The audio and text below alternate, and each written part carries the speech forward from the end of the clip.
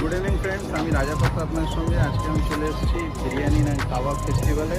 এটা ভেন্যু হচ্ছে Salt Lake city centre 1 Bidhannagar. আর এটা 13 তারিখ থেকে 15 তারিখ পর্যন্ত চলবে। আর এর টাইমিং হচ্ছে দুপুর 12টা থেকে রাত 9টা। এখানে বিশাল বড় ইভেন্ট চলছে বিরিয়ানি অ্যান্ড কাবাব ফেস্টিভ্যালে। তো চলুন কী কী আইটেমস আছে আপনাদেরকে একবার দেখি।